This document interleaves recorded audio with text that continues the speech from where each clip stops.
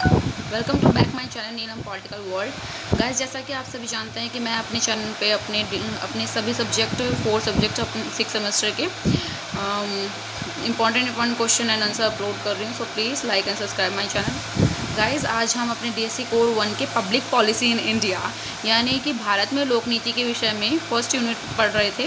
Guys, हम पहले unit में पढ़ चुके हैं फर्स्ट वीडियो में कि लोक नीति क्या है और नीति विश्लेषण क्या है। इस विषय में मैं आपको बहुत अच्छे से बता चुकी हूँ। आई hope you will all understand this concept. अगर जिसने नहीं देखा है तो वो जाकर मेरे चैनल पर देख सकते हैं और अपने नोट्स बना सकते हैं। सो गाइस, आज हम सेकंड वीडियो स्टार्ट करते हैं जो कि बहुत इंपॉर्टेंट होने वाली है अपने हमारे एग्जाम पॉइंट ऑफ व्यू से। So let's start. Guys, first unit second part में है भारत में लोक नीति का परिचय एवं विश्लेषण, इसका नाम है, जिसमें आज हम ये क्वेश्चन कंप्लीट करने वाले हैं कि नीति विश्लेषण के कितने प्रकार होते हैं।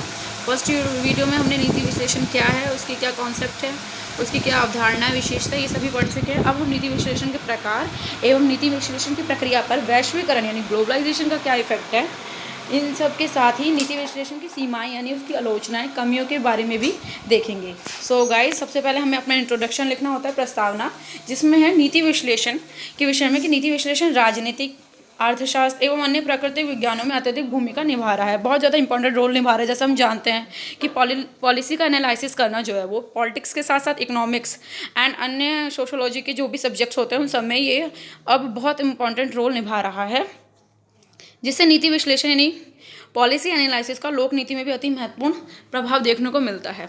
जैसे कि हम पहले भी पढ़ चुके हैं कि किसी लोक नीति की जांच करना, पब्लिक पॉलिसी की जांच करना कि वो कितनी अच्छी है, नहीं है, सही है, नहीं बनी है, लोगों के हित में है या नहीं है, इसकी जांच करना प्रक्रियात्मक रूप से यानी कि प्रोसेस वाइज इनसे हम उसका टेस्ट करते हैं एवं उसके प्रभाव को देखते हैं और सकारात्मक नकारात्मक का मूल्यांकन करने के लिए नीति विश्लेषण एक महत्वपूर्ण भूमिका निभाता है, जिसका उपयोग विश्व स्तर पर वैश्विक राज्यों में भी देखने को मिलता है, यानी ग्लोबलाइजेशन वाले इस युग में भी देखने को मिल रहा है। जैसे कि एक थिंकर हैं R.K. स्प्रू, इनके अनुसार नीति विश्लेषण जो है नीति निर्माण की प्रक्रिया के साथ साथ नीति विश्लेषण के भी कई प्रकार होते हैं, जिसमें से 2 महत्वपूर्ण प्रकार हैं गाइस। पहला है भावी एवं पूर्वव्यापी विश्लेषण यानी प्रोस्पेक्टिव एंड रेट्रोस्पेक्टिव एनालिसिस। नीति विश्लेषण के संदर्भ में जो कि निर्णय लेने से पहले होता है। भावी यानी कि पहले ही, यानी हमने पॉलिसी बनने से पहले ही हम ये अनुमान लगा लेते हैं कि पॉलिसी का क्या प्रभाव आने वाला है, क्या उसका इम्पैक्ट पड़ेगा सोसाइटी पे, तो उसी को हम भावी विश्लेषण कहते हैं कि हम पहले एनालिसिस कर लेते हैं कि क्या उसका बेनिफिट होने वाला है, जो कि पूर्वव्यापी एक्सेप्टिव विश्लेषण होता है, जिसका आकलन मूल्यांकन करने के बाद भी किया जाता है। नीति विश्लेषण प्रस्तावित नीति के यानी कि जो नीति बनाई गई है उसके भविष्य के परिणामों यानी क्या रिजल्ट आने वाला है, जैसे मैं आपको पहले बता चुकी क्या रिजल्ट आने वाला है, उस पर पूरी तरह से केंद्रित है, उस पर सेंट्रलाइज होता है।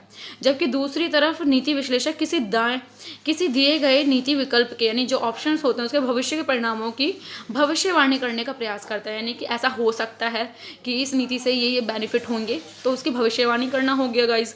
तो वही पूर्वव्यापी नीति विश्लेषण पिछले नीतियों के विश्लेषण पर भी केंद्रित होता है कि पहले की पॉलिसी ऐसे बनी थी, लाइक कोई पॉलिसी है, मिड डे मील की पॉलिसी होती है या महिला से संबंध कोई पॉलिसी बनी होती है जो सरकार उनके हितों के लिए बनाती है, तो वो दोबारा भी बनती है अगर वो अच्छी चलती है, तो उसी को हम पूर्वव्यापी भावी विश्लेषण के आधार पर देखा जा सकता है। सेकेंड है मानकीय एवं सकारात्मक विश्लेषण यानी नॉर्मेटिव एंड पॉजिटिव एनालिसिस, जिसमें मानकीय नीति विश्लेषण का प्रयोग हम ना लोक नीति के सार्वजनिक मुद्दों यानी कि जो पब्लिक पॉलिसी है उसके गवर्नमेंट जो पब्लिक पॉलिसी बनाती है वो सभी के लिए बनाती है, उसके सार्वजनिक मुद्दों यानी प्रॉब्लम्स को हल करने के लिए मानकीय यानी नॉर्मेटिव का प्रयोग किया जाता है।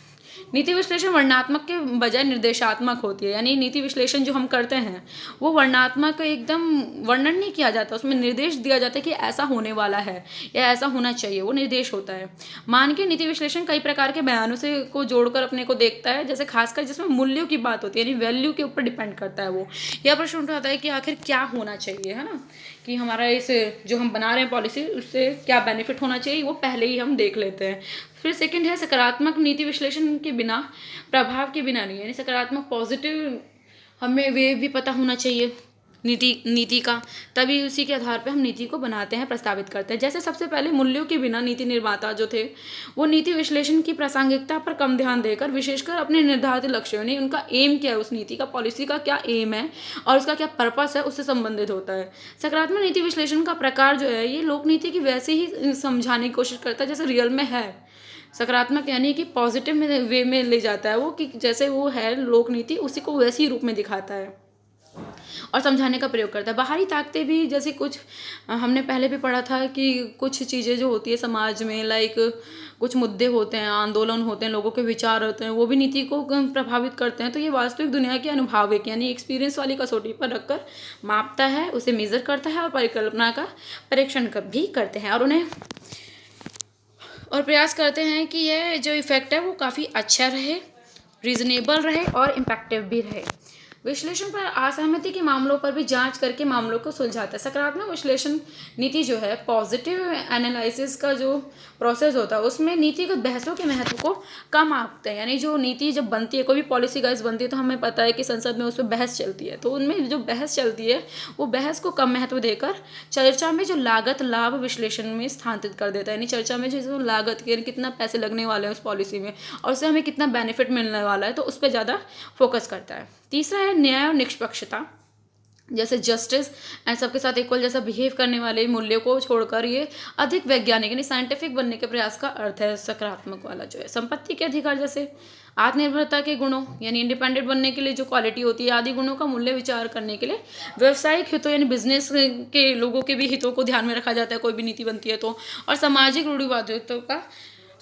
रूढ़िवादियों का पक्ष लेना। इस प्रकार की नीति विश्लेषण के लोक नीति के लिए एक तकनीक के रूप में देखा जाता है। जैसे कि हम पहले भी पढ़ चुके हैं कि लोक नीति के विषय में अगर हम विश्लेषण करते हैं तो उसे तकनीक के रूप में देखा जाता है, जिसका उद्देश्य है कि उन विषयों के अनुसाधन को प्रासंगिकता बनाने से ज़्यादा फेमस बनाना, जिससे समस्या यानी जो भी प्रॉब्लम है उसे नीति द्वारा सुलझाया जा सके।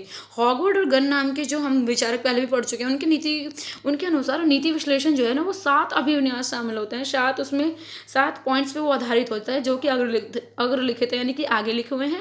पहला पॉइंट है नीति सामग्री का अध्ययन करना, यानी जो हमारी पॉलिसी है उसमें क्या क्या चीज़ें हैं उसका अध्ययन करना, उसकी स्टडी करना। नीति प्रक्रिया का अध्ययन करना, क्या नीति कैसे बनेगी, उसका प्रोसेस क्या होगा उसका अध्ययन करना भी बहुत महत्वपूर्ण होता है। और नीतिगत परिणामों का अध्ययन करना, यानी नीति से क्या बेनिफिट होगा, क्या रिजल्ट आएगा उस नीति के बनने के बाद, उसका करना, मूल्यांकन करना। तथा नीति निर्माण के लिए सूचना देना, यानी नीति का जो निर्माण करने वाले, पॉलिसी हम बनाने वाले हैं उसके लिए लोगों को इन्फॉर्मेशन भी दी जाती है कि ये नीति बनने वाली है। देन प्रक्रिया की वकालत करना कि कितनी अच्छी प्रोसेस थी या नहीं थी। फिर नीति का समर्थन करना। ये सभी जो कारक है गाइस वो राजनीतिक अभिनेता के रूप में विश्लेषक यानी कि एनालिसिस करने में हमें बहुत ज़्यादा सपोर्ट करते हैं।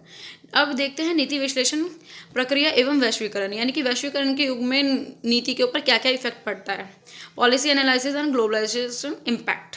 21वीं शताब्दी में जैसे कि हम जानते हैं 21 सेंचुरी में ही नीति विश्लेषण की प्रक्रिया जो है, इसका प्रोसेस है और उसकी पद्धति में कई तरह के परिवर्तन चेंजेस देखने को मिले हैं। खासकर वैश्वीकरण के आगमन के बाद, जिसने लोक नीति के निर्धारण यानी लोक नीति पब्लिक पॉलिसी को बनाने के लिए हमेशा के लिए ही बदल दिया, उसके रूप को बदल दिया है। उसकी जो प्रक्रिया थी पहले पुराने ज़माने की उसे बदल के एक नई तरह की लोक नीति की प्रतिस्पर्धा में बदल दी है, तब्दील कर दिया। राजनीति से लेकर नागरिक समाज तक तथा नौकरशाही से लेकर यानी ब्यूरोक्रेसी से लेकर शिक्षाविद तक सब टीचर्स हो, स्टूडेंट्स हो, सब अपनी भागीदारी हम लोक नीति के निर्माण में डालना शुरू कर दिया। जैसे कि हम किसी भी मुद्दे के ऊपर गाइस अब हम आंदोलन कर सकते हैं, अपनी आवाज़ उठा सकते हैं। ये सब स्वतंत्रता अधिकार ये जो कारक थे वो हमें ग्लोबलाइजेशन के बाद ही तो मिल रहा है, स्वतंत्रता के बाद। और ग्लोबलाइजेशन यानी 1960 के दशक के बाद से मिलना शुरू हुआ है ना। तो इसमें यही बात कही गई है कि सरकार के पहले ज़माने में सरकार के ऊपर ही ज़्यादा अधिकार होता था, एकमात्र केंद्र थी, बाकी घटकों की भागीदारी यानी पार्टिसिपेट नाम मात्र की होती थी। परंतु 1960 के दशक के बाद से जब नागरिक अधिकार, सिविल राइट्स की मूवमेंट जो चली, आंदोलन चले, उन्होंने दुनिया को झकझोर कर रख दिया। यानी अब सरकार के अलावा भी कुछ बाहरी घटक ने बेहतर तरीके से सरकारी नीतियों में कुछ हद तक अपनी भूमिका निभाई है। जैसे हम जान रहे हैं, अभी देखते भी हैं आजकल के युग में हम अपनी बातों को सरकार तक पहुंचा सकते हैं, चाहे वो इंटरनेट के माध्यम हो, मीडिया के माध्यम हो, समाचार पत्रों के द्वारा भी हम अपनी बातों, प्रॉब्लम्स को, समस्याओं को सरकार तक पहुँचाते हैं और उनका काफ़ी हद तक समाधान भी मिलता है हमें। और कुछ गैर सरकारी संगठन जैसे NGOs होते हैं, वो भी लोक नीति को सफल बनाने में, इफेक्ट डालने में सफल रहे हैं। वैश्वीकरण एक ऐसी प्रक्रिया जैसे हम जानते हैं, वैश्वीकरण क्या है, ग्लोबलाइजेशन एक ऐसी प्रोसेस है जिसके अंतर्गत वस्तु यानी कोई भी सामान हो या पैसे हों, मनी, व्यक्ति एवं विचारों का एक देश से अन्य देशों में प्रवाह होना, यानी एक देश से हम दूसरे देश में अब जा सकते हैं आराम से, हमारे विचार जा सकते हैं बाय इंटरनेट। ये सभी जो थिंग्स हैं वो वैश्वीकरण ही है, जिससे हमें एक दूसरे में घटी घटना का भी अखबारों, टीवी या इंटरनेट द्वारा पता चल जाता है ना, जो कि वैश्वीकरण का ही प्रभाव है, वैश्वीकरण का इम्पैक्ट है ये सारे।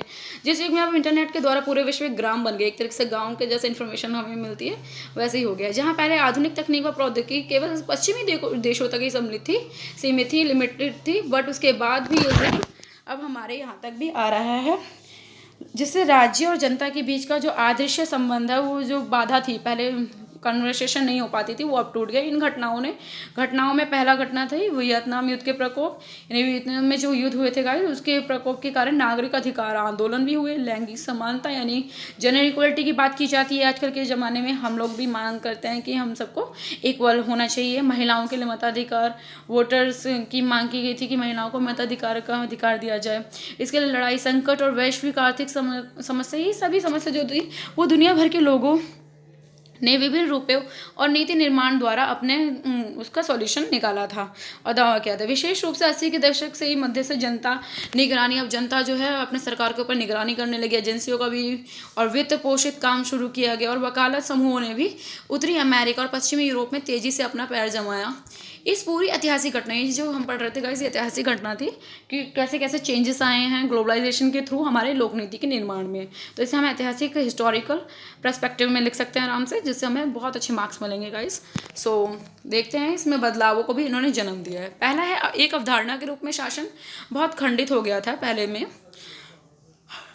अभिकर्ता के रूप में भी पहली बार अंतर्राष्ट्रीय और शासनीय स्तर का जो शासन है वो सुर्खियों में आया। यहाँ तक कि कुछ अवसरों पर, यानी कुछ अपॉर्चुनिटीज़ ऐसी होती थी जिसमें केंद्र सरकार की उपेक्षा की गई अभी, और स्थानीय लोकल गवर्नमेंट को भी अब सपोर्ट किया जाता है। इंटरनेशनल लेवल पे भी जो यूएनओ हो गए, WTO हो गए, USSR, जो बड़े बड़ी एजेंसियाँ हैं वो भी बहुत ज़्यादा इम्पैक्ट डालती हैं अब हमारे कामों पर, सरकार के कर्तव्यों पे। सरकारी कर्ता एक दूसरे को स्वतंत्र रूप से संलग्न होने में भी सक्षम हुआ। दूसरा है, जनता की अवधारणा ने, यानी जनता की जो कॉन्सेप्ट है उसने राष्ट्र को सीमित कर दिया, नहीं नेशन को भी सीमित कर दिया, और एक अधिक वैश्विक परिभाषा ग्रहण की। बहुत ज़्यादा हम ग्लोबलाइज हो चुके हैं वर्तमान में, जिसने विभिन्न राज्यों के संबंधित नागरिकों को सामान्य वैश्विक कारणों के इर्द गिर्द खड़ा कर दिया है। यूरोपीय संघ का एक सुपरनेशनल इकाई जैसा हम जाते हैं, हमने पहले भी पढ़ा था 12th क्लास में, यूरोपीय संघ नाम का भी एक ऑर्गेनाइजेशन है जिसने एक सुपर नेशनल इकाई के रूप में वैश्विक पटल पर उभरना शुरू कर दिया। वो भी काफ़ी ज़्यादा पावरफुल हो चुका है। ये ऐसा ऑर्गेनाइजेशन है जिसने दुनिया भर के बहुराष्ट्रीय यानी MNCs कंपनियां जो हैं आजकल हर एक देश में हम देखने को मिलती है, चाहे वो मैकडोनल्ड्स हो, उसने पूरे विश्व में अपना पैर फैला रखा है। तो वो बहुराष्ट्रीय कंपनियाँ जो होती हैं और बहुत सारी MNCs बढ़ती ही जा रही हैं, जिनकी संख्या बहुपक्षीय समझौतों के साथ मुक्त व्यापार क्षेत्र में भी अनुकूलन परिवर्तन कर रहे हैं, यानी बहुत सारे उसमें चेंजेस आ रहे हैं। आज के समय में अगर हम देखें तो लोकतंत्र यानी डेमोक्रेसी, राज्य, स्टेट और सार्वजनिक नीति निर्माण, यानी कि वही लोक नीति का जो निर्माण है प्रोसेस, उसमें बहुत सारे परिणामों को दुनिया ने जो है इन सभी को एक बाजार की विचारधारा, एक न्यू मार्केट वाली थॉट भी आ रही है। अब लोकतंत्र प्रतिमान में इन सब में चेंजेस कर दिया। नव उदारवाद ने भी इन सभी पर हालिया परिवर्तन और सुधार के लिए प्रयोग को सभी स्तरों पर नीति निर्माण प्रक्रियाओं के कामकाज को प्रभावित करने में एक प्रमुख मॉडल बन गया है, जिससे कई तरह के मुद्दे, जैसे हम सभी जानते हैं कि सभी स्तरों पर अभिनेताओं, चाहे वो कैरेक्टर्स हों, समाधान खोजने के लिए वैश्विक परिप्रेक्ष्य से भी ऐसे मामलों को प्रेरित करते हैं। जैसे कि अब हम देख सकते हैं कैसे अभी युद्ध चल रहे हैं हमारे विश्व स्तर पर रशिया और यूक्रेन के बीच में, तो उसमें भी वैश्विक राज्य हैं जो सपोर्ट कर रहे हैं, काफ़ी यूक्रेन को बचाने की प्लानिंग कर रहे हैं, वो वार्ता कर रहे हैं, संधियाँ कर रहे हैं, रूस को मनाने की या रूस को रोकने की कोशिश की जा रही है। यूक्रेन भी प्रोटेस्ट कर रहा है, जिससे हम देख सकते हैं वैश्वीकरण के प्रभाव को, जिसने नीति विश्लेषण यानी पॉलिसीज मेकर जो होते हैं, एनालिसिस करने वाले होते हैं, उन लोगों पर सरकारों के मामलों को भी बहुत ज़्यादा उन्होंने इफेक्ट किया है। नीति विश्लेषण के जरिए शहरों, स्कूलों, जिले और राष्ट्रों जैसे राजनीतिक संगठन यानी कि पॉलिटिकल ऑर्गेनाइजेशन जो होते हैं, उनके व्यवहार, उनके बिहेवियर, नियम, उनके रूल्स, रेगुलेशंस, प्रथाओं, एजेंसी में सुधार कर सके हैं। इसका मकसद जो है उन कानूनों, उन लॉज अध्यादेशों या सरकारी ढांचे को बदलना है, यानी उनके जो चेंजेस करना है जिसके तहत ऐसा संकलन संचालित होता है। क्योंकि अधिकांश नीति विश्लेषण जो है, पॉलिसी का एनालिसिस जो करते हैं, उनका कार्य भारतीय संदर्भ में अगर हम देखें तो सरकारी विभागों द्वारा ही किया जाता है। भारतीय संदर्भ में पॉलिसी मेकर्स जो होते हैं, लाइक IAS ऑफिसर्स हो गए, तो वो सारे सरकारी विभाग के द्वारा ही उन्हें काम करवाया जाता है, जिसमें आमतौर पर अलग अलग विभागों के व्यक्तियों और सरकारी कर्मचारियों, वरिष्ठ अधिकारियों द्वारा किया जाता है, जिसमें से कलेक्टर्स होते हैं, IAS ऑफिसर्स होते हैं, ये सभी नीति निर्माता के रूप में काम करते हैं। हालांकि किसी भी नीति विश्लेषण का जो उनके पॉलिसी एनालिसिस करते हैं वो परिवार सीमित करना, उनके पर परिसीमित करना आसान नहीं होता, क्योंकि एक राजनीतिक संगठन से लोक नीति, राष्ट्र राज्य यानी लोक नीति पॉलिसी जो है वो एक स्टेट, राष्ट्रीय सरकार और राष्ट्रीय लोक प्रशासन यानी कि पब्लिक एडमिनिस्ट्रेशन के साथ घनिष्ठ रूप से जुड़ी हुई थी, और यह भी कुछ हद तक आज भी जुड़ी हुई है। लेकिन लोकतंत्र यानी डेमोक्रेसी वाले सीन में और बाजारीकरण, सशक्त नागरिक, आजकल नागरिक एकदम सशक्त हो चुके हैं, हमें अपने अपने अधिकारों के बारे में पता है, समाज डेवलप हो चुका है। समाज के साथ साथ आदि वैश्वीकरण ने वैश्वीकृत और विविध नीति निर्माण प्रक्रियाओं का विकास किया, डेवलप किया, जिससे वैश्विक शासन और वैश्विक सार्वजनिक विश्व स्तर पर भी हम संस्थानों का महत्व बढ़ गया है। और साथ ही नागरिकों लोक नीति निर्माताओं में विश्लेषण की प्रक्रिया को बहुत हद तक प्रभावित किया है, जैसे संगठन, प्रशासन ढांचा, लोक व्यवहार आदि शामिल है। तो गाइस, हमने अभी लोक नीति के ऊपर वैश्वीकरण के प्रभाव को देखा। I hope you will be understand. So अब नेक्स्ट हम चलते हैं नेक्स्ट अपने क्वेश्चन पे, नीति विश्लेषण की सीमाएं। अब हम देखेंगे इसमें नीति विश्लेषण यानी कि पॉलिसी एनालिसिस करने की सीमाएं क्या हैं, उसकी लिमिटेशन क्या है, या उसकी आलोचनाएं कह सकते हैं आप, या कमियां कह सकते हैं। तो यह भी स्पष्ट है कि भविष्य यानी फ्यूचर अनिश्चित है, हमें फ्यूचर पता नहीं होता क्या है, परंतु हम अनुमान लगाते हैं ना। तो और कोई भी विधि और पद्धति समाज की समस्त समस्याओं का निराकरण नहीं कर सकती, यानी कोई ऐसा प्रोसेस तो नहीं है जो सारी ही प्रॉब्लम्स का सॉल्यूशन कर दे। इसलिए इस तरह की शंका यानी इस तरह के डाउट्स हमारे नीति विश्लेषण को लेकर भी उठती है। क्या नीति विश्लेषण समाज के भविष्य से संबंधित समस्याओं का समाधान ढूंढ सकता है? ऐसा सोचा जाता है कई विचारकों द्वारा। खासकर कि गरीबी, बेरोजगारी जो इतनी बड़ी प्रॉब्लम है अपने भारत की, गरीबी हो या बेरोजगारी, एम्प्लॉयमेंट हो या असमानता, अनइक्वलिटी हो या पर्यावरण प्रदूषण, जो कि आज भारत सहित बहुत से समाज की प्रमुख समस्याएं हैं। यह महसूस किया जा सकता है कि इन समस्याओं का समाधान खोजना मुश्किल हो सकता है। हम लोग फील करते हैं कि ये बहुत बड़ी ह्यूज प्रॉब्लम है, तो इसका सॉल्यूशन निकालना बहुत मुश्किल है और भविष्य में कई तरह की चुनौतियों का सामना भी करना पड़ सकता है। लेकिन यह भी कहना सही नहीं है कि इसे हल नहीं किया जा सकता, क्योंकि कोई भी प्रॉब्लम होती है उसका सॉल्यूशन भी अवश्य होता है। यह नीति विश्लेषण के प्रति हमारे उत्साह को कम करने कारणों में एक हो सकता है, और जिसकी कुछ सीमाएं भी हैं जो कि अग्रलिखित है। यह देखा गया है कि जो नीति होती हैं, नीतियों की विरुद्ध प्रक्रिया होती हैं, वो अपने आप में बहुत लंबी होती है। नीति विश्लेषण की जो प्रक्रिया है वो बहुत ज़्यादा लंबी है, क्योंकि हमने 7 प्रोसेस पढ़े ना, कि पहले नीति का निर्धारण करना होता है, देन उसका प्रक्रिया का निर्धारण करना होता है, फिर उसके मूल्यांकन को चेक करना होता है, जांच करनी होती है, तो उसके लिए 7 स्टेप्स को गुजरना पड़ता है। तो इसलिए कहा गया है इसकी आलोचना में कि बहुत ज़्यादा लंबा प्रोसेस, और ऐसा समझने यानी अंडरस्टैंड करने और अंडरस्टैंड करवाने में बहुत कठिन होता है, ऐसा कहा जा रहा है आलोचना के अंतर्गत, जिससे वे अपनी प्रासंगिकता यानी उसमें फेमस नहीं हो पा रहा है। कई नीति विश्लेषकों का मानना है कि अगर नीति विश्लेषण के बारे में किसी को समझाया नहीं जा सकता तो वह किसी काम का नहीं है। अगर कोई भी व्यक्ति जो है नीति विश्लेषण को नहीं समझ पाता है, तो उसके लिए वो कोई कार्य का वस्तु नहीं है ना। जैसे हमें कोई कॉन्सेप्ट समझ में नहीं आता, लाइक हम उसे देखना नहीं चाहते, ऐसे ही कहा जा रहा है कि अगर किसी व्यक्ति को ये समझ में नहीं आता कि व्हाट इज़ पॉलिटिकल एनालिसिस जो होती है, यानी जैसे मैंने हमको बताया कि जांच करना किसी चीज़ का, हम लोगों को पढ़ रहे हैं तो हमें पता चल रहा है what is policy analysis, but जिसे नहीं पता होता है उसे समझाना बहुत मुश्किल होता है। दूसरा पॉइंट है नीति विश्लेषण जब तक समस्याओं का समाधान नहीं कर सकता।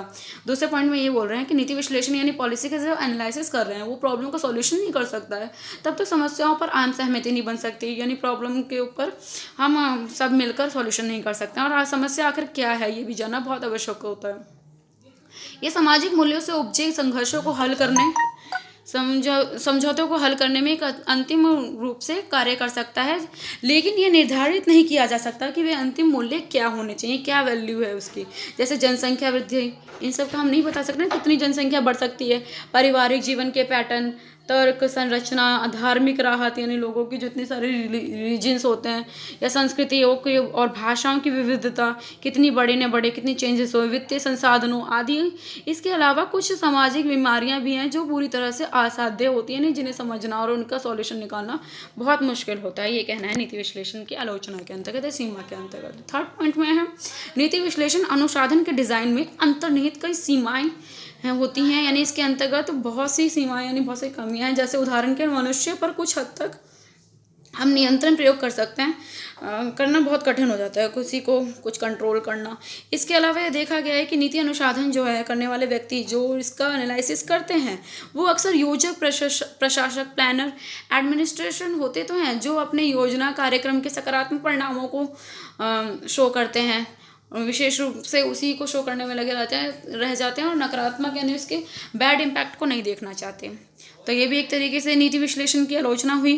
फोर्थ में क्या जा रहा है, चौथा नीति विश्लेषण एक प्रकार की यह भी सीमा है विश्लेषण की कि समाज की इतनी बीमारियां जो है, इतनी सारी कमियां जो है, इतनी जटिल हैं कि विश्लेषक प्रस्तावित नीतियों के प्रभाव की भविष्यवाणी करने में असमर्थ है। यानी कि बहुत सारी प्रॉब्लम्स है तो उसके सॉल्यूशन करने के लिए ये जो नीति विश्लेषण है वो असमर्थ है, अनकैपेबल है। व्यक्तिगत और समूह व्यवहार के बारे में भी ज्ञान, सीमित ज्ञान यानी लिमिटेड नॉलेज के वजह से भी क्या होता है, सामाजिक वैज्ञानिक नीति यानी सोशल साइंस की जो भी पॉलिसीज़ बनती हैं, पॉलिसी मेकर होते हैं, उनको उचित सलाह देने में विफल रहते हैं, क्योंकि जब तक लोगों को नॉलेज नहीं होगी तब तक उन्हें बताने से कोई फ़ायदा नहीं है। इसलिए सच तो यह है कि सामाजिक वैज्ञानिक जो सोशल साइंस के कई सारे जो थिंकर्स हैं वो विरोधाभासी रहते हैं, यानी लड़ते झड़ते रहते हैं कि एक दूसरे का अपोजिशन करते हैं कि ये सामाजिक समस्याओं के विश्वसनीय वैज्ञानिक ज्ञान की अनुपस्थिति को इंगित करता है। यानी विशेष तौर पर भी ये देखा जा सकता है सामाजिक कमियां कई तरह की बाहरी प्रभावों यानी बहुत सारे इम्पैक्ट जैसा हम पढ़ चुके हैं उनसे निर्मित होती है और उनकी एक सरल व्याख्या करना शायद ही संभव या काम हो। अब गाइस हम निष्कर्ष देखते हैं, कंक्लूजन। अतः हम कह सकते हैं कंक्लूजन में कि राज्य या अन्य राष्ट्रीय सार्वजनिक संस्थान यानी स्टेट और स्टेट के साथ जो बहुत सारे संस्थान होते हैं, एनजीओज होते हैं, वो अब लोक नीति के एकमात्र केंद्र के रूप में कार्य नहीं करते, क्योंकि राज्य और केंद्र सरकार ने अपनी कुछ शक्तियों को यानी कुछ पावर को बाजार यानी बिजनेसमैन से और ट्रेड व्यापारियों वगैरह को भी दे दी है। जैसे गैर सरकारी संगठन एनजीओज हो गए या स्थानीय और क्षेत्रीय सार्वजनिक प्राधिकरण हो गए, लोकल लेवल के गवर्नमेंट हो गए, तो उनमें भी अब शक्तियों का विभिन्नीकरण हम पढ़ चुके हैं पहले पॉलिटिक्स में, तो उसमें भी ये बांट दिया गया है। इसलिए सार्वजनिक नीति निर्माण की जो प्रक्रिया है इसमें इन सभी अभिनेताओं की भागीदारी और प्रभाव को देखा जा सकता है। नेक्स्ट हम देखते हैं कि बढ़ते हुए बाजारीकरण यानी इतना ज़्यादा जो मार्केट का उत्पादन हो रहा है, अब सभी देश के कोई भी व्यक्ति आकर यहाँ पे हमारे देश में चाहे कंपनी खोल सकते हैं या हम जाके बाहर जाके कंपनी खोल सकते हैं, तो इससे क्या हो रहा है, विकेंद्रीकरण हो रहा है, शक्तियों का विकेंद्रीकरण हो जाता है। यानी अब गवर्नमेंट के पास ही पूरी शक्तियाँ नहीं होती, गवर्नमेंट जैसे हम पढ़ चुके हैं एनजीओज वगैरह को देते हैं, स्थानीय लोकल गवर्नमेंट के पास भी शक्तियों का विकेंद्रीकरण वैश्वीकरण की प्रवृत्तियों के कारण बढ़ रहा है, जो कि केवल राष्ट्रीयकरण, जो कि केवल नेशनल ही नहीं है, क्षेत्रीय और स्थानीय प्रशासकों, सरकारों के विभिन्न स्तरों के बीच बढ़ चुका है। नागरिकों, अभिनेताओं के पास भी अब राइट्स हैं, जिससे बातचीत करके सहयोग होना शुरू हो गया है। अब हेल्प के द्वारा हम कोई भी प्रॉब्लम्स को सॉल्यूशन कर सकते हैं। अब नीति क्रियान्वयन यानी पॉलिसी के इम्प्लीमेंटेशन में अंतर्राष्ट्रीय सहयोग यानी इंटरनेशनल का भी हमें सपोर्ट मिलता है। आम सहमति, हम लोग सभी अपने बात विचार करके आम सहमति स्थापित कर सकते हैं। साथ ही संयुक्त प्रतिबद्धता राजनीतिक दबावों के साथ साथ नागरिकों को शिक्षित और आश्वासित करने पर भी निर्भर है। सो गाइज, आज हमने अपना कंप्लीट कर लिया है कॉन्सेप्ट नीति विश्लेषण के विषय में। So I hope you all we understand. So please like and subscribe my channel. Thank you for watching, and please get more informative videos like this, important question for your exam, for the exam. So please like and subscribe more and more. Thank you so much.